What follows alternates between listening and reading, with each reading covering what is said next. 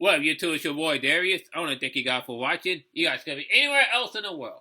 But you hearing me, I appreciate that. Make sure you subscribe to your boy, leave a like. If you guys take a recommendation, leave a comment section. I get to it as soon as possible.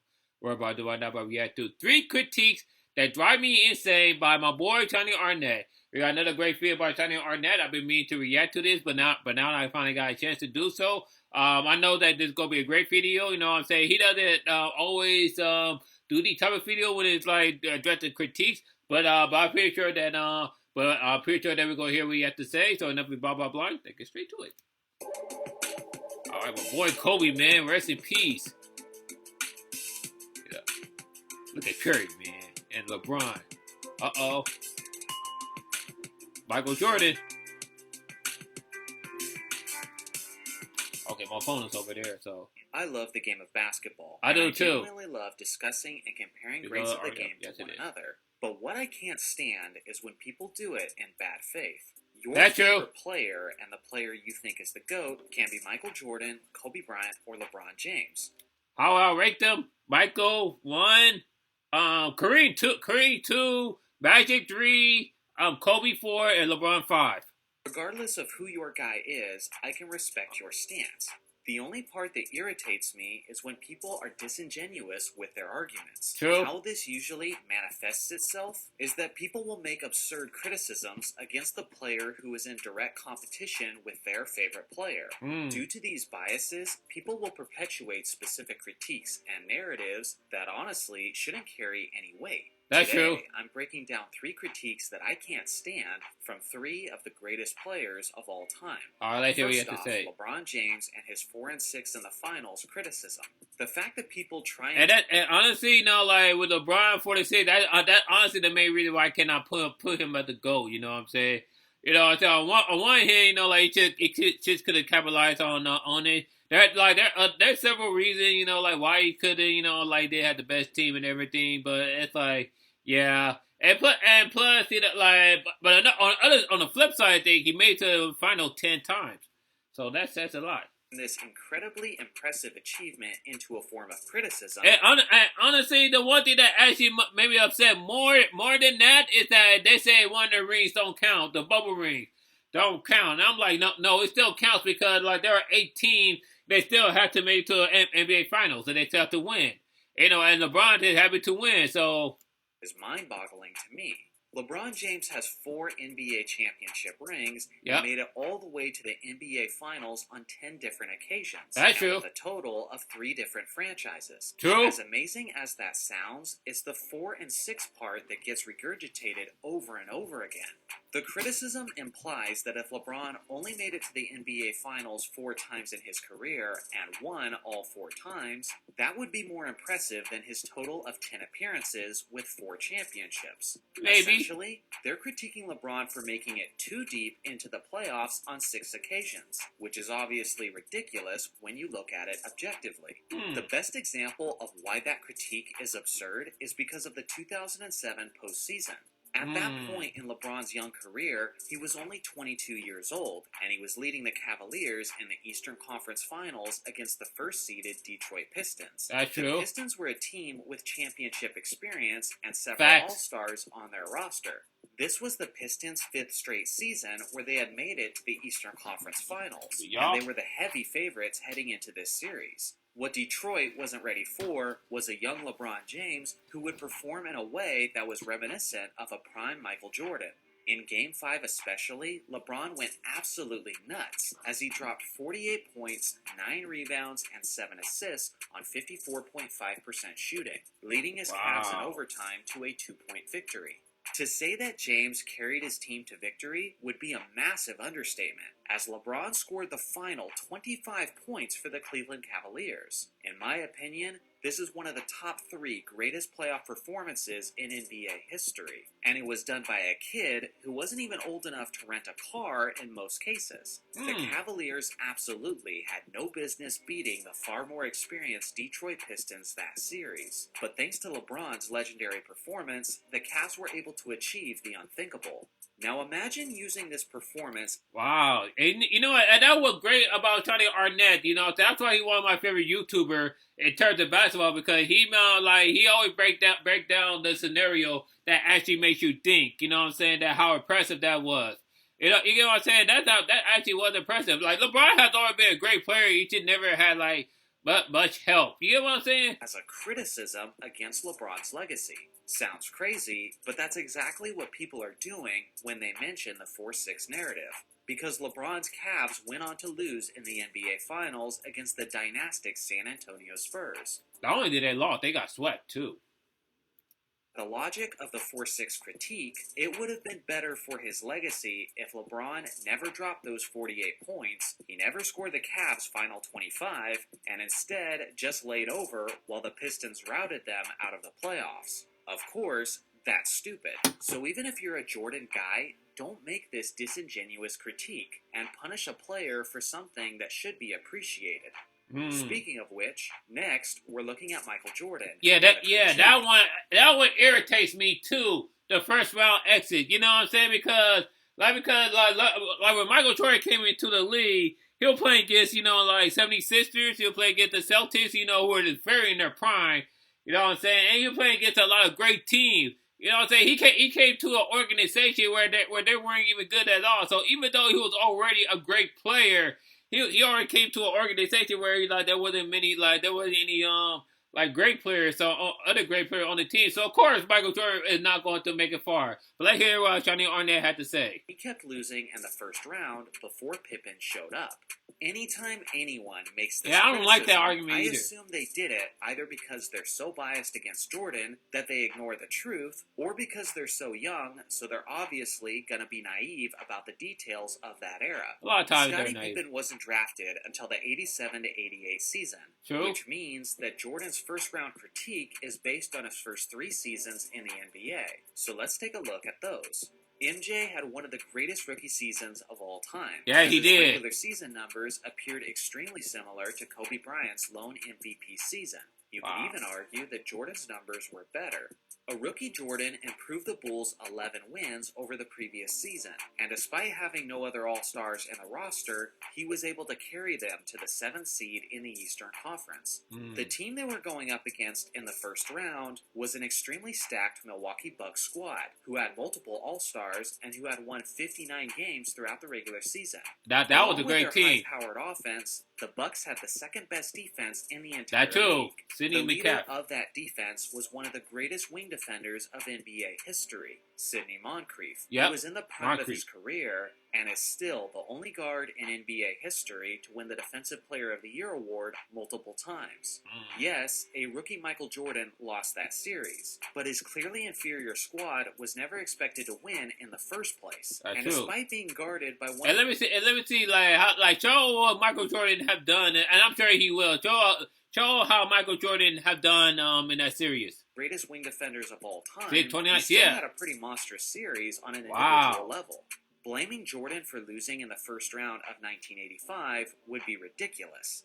Then we gotta look at the next 2 seasons, 1986 and 1987.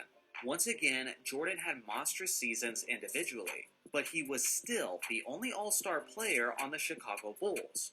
After breaking his foot early in the 1986 season, he went against the doctor's wishes and returned to action early and proceeded to drag his Bulls into the 8th-seeded spot of the playoffs. Waiting for them in the first round was a team that some people still think is the greatest team in NBA history. The 1986 1986 Boston Celtics. Most basketball historians agree that at the very least, these Celtics were a top 5 team of all time. They won 67 games throughout the regular season and had the best defense in the entire league. At that point, Jordan was the only Hall of Famer on the Bulls squad. The 1986 Celtics had 5. Despite going up against one of the greatest teams and defenses of all time, Jordan averaged nearly 44 points, 6 rebounds, he dropped 63 assists, on them one night, and more than 1 block on over 50% shooting from the field. Included in that stat line was the greatest scoring performance in playoff history. Jordan dropped 63 in Boston Garden. Wow. The highest scoring playoff performance of all time was against a number 1 ranked defense. Yep. Once again, blaming this first round loss on Jordan would be incredibly stupid. Exactly. The next season, despite his weak supporting cast, Jordan improved the Bulls by 10 wins. But that still only landed them the 8th seed in the Eastern Conference. Damn. So waiting for them, once again in the first round, was the exact same super team Boston Celtics. Yet again, Jordan did his part, exploding statistically 35. over the course of the series. But the Celtics' 5 Hall of Famers were clearly too much. Yeah, exactly. These are the 3 first-round exits before Pippen showed up, to a dominant 59-win Milwaukee Bucks team in his rookie season, and to one of the top 5 super teams of all time in 1986 and 1987. Back in the day, you would have been considered a fool to think that Jordan was going to beat any of those teams by himself. Exactly. Yet some people today act like he should have done just that. The following season was Scottie's rookie year, but Pippen was a very slow bloomer and took time to develop his game both offensively and defensively. That is fact. Regular season, and I like Scottie Pippen too. I like his game and everything. But the thing about Scottie is that, like he said, like it took him a while, like to become like as great that he became. You know what I'm saying? And he didn't become great overnight. You know what I'm saying? But once he really started to get his feel. You know what I'm saying? And that's when Scottie, like, in the early 90s, when he started to know, like how to play well, you know what I'm saying? With, like, along with Michael Jordan, that when the Bulls really became a dominant team. Rookie year, Pippen only averaged 8 points, 4 rebounds, and 2 assists in 20 minutes per game. Of course, this was the year the Bulls finally got past the first round. And according to the Jordan naysayers, it's not because Jordan averaged 45 points, 5 rebounds, 5 assists, 3 steals, and 1.5 blocks on 56% shooting over the course of the series. Certainly not. It was because Pippen arrived just in time to save the day off the bench, as he averaged 10 points in 27 minutes per game. It's still good off the bench. Don't perpetuate this Jordan. But Michael took another level. It makes you look like a filthy casual to those who actually know NBA history. Last on the list is Kobe Bryant and the critique that he blew a 3-1 lead in 2000. I thought it was going to be like, honestly, like, this is my first time watching the video. I thought it was going to be like his 1 MVP, which if you ask me would be yes. Kobe Bryant should have won at least 2 MVP. 1 in 2006 and definitely 1 in 2008. Anytime before 2008, from 2006 to 2008, you know what I'm saying? He should have won an MVP. But I digress. Kobe's 05-06 season is famous among basketball enthusiasts, and for good reason. It's the season where he scored 62 points in 3 quarters against that year's Western Conference champions, the Dallas Mavericks. And it's where he scored 81 points against the Toronto Raptors, which is still the second highest scoring performance of all time. In that regular season, Kobe averaged 35.4 points per game and was named first team all-defense. Which that is is dope. Still the highest scoring season ever. That when Kobe really became Kobe. First team all-defense. In order to make the playoffs, this Herculean effort was required of Kobe, as his roster was devoid of talent outside of Lamar Odom. Guys like Kwame Brown, Luke Walton, Chris Mim, and Smush Parker were consistently in the starting rotation. For most Western Conference teams, those same players would have struggled to get a roster spot. Regardless, Kobe led his Lakers to 45 wins throughout the regular season, which was good enough for the 7th seed in the Western Conference. Waiting for them in the first round of the playoffs was the far more talented and deeper Phoenix Suns. I'm still surprised that Sun team was nice too. They should have made it to the finals. But the damn Spurs, I can't stand the Spurs, man. For the series, the Lakers were considered as significant underdogs. Regardless, the first 4 games in the series ended up being extremely close, where each contest could have gone either way.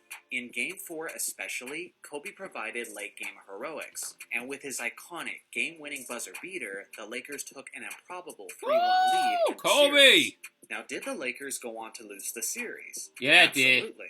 But unlike, say, the Golden State Warriors in 2016, the Lakers weren't these massive favorites heading into the series, and were basically playing with house money.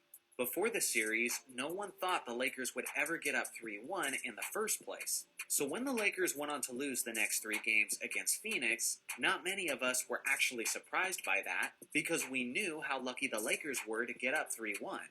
That's true. The reason why I think I remember that too. A 3-1 lead critique is absurd is because Kobe had likely the best playoff game of his career in Game 6. Down the stretch, Kobe was consistently hitting insanely tough shots that the Lakers absolutely had to have. And on the night, he finished the game with 50 points, 8 rebounds, 5 assists, and 3 steals on a stellar 66.4 true shooting percentage. The Lakers should have won that game as well. The Lakers were up by 3 points with only seconds left in regulation. But Los Angeles consistently blew opportunities to secure the loose ball and an offensive rebound. And as a result, Tim Thomas hits a 3 to tie the game, which sends it to overtime. If the Lakers secure that rebound, they win the series. And Kobe is being praised as a hero for one of the greatest playoff performances Imagine of all that time. too. But because Lamar Odom didn't box out for that board, the Lakers go on to lose. And Kobe is blamed for blowing a 3-1 lead. Isn't it crazy how one moment completely unconnected to the superstar player can decide the narrative about that superstar player? That's true. There is the highly debated topic about Kobe quitting in Game 7, which I personally don't believe he did, which involves an in-depth explanation and will eventually get its own video.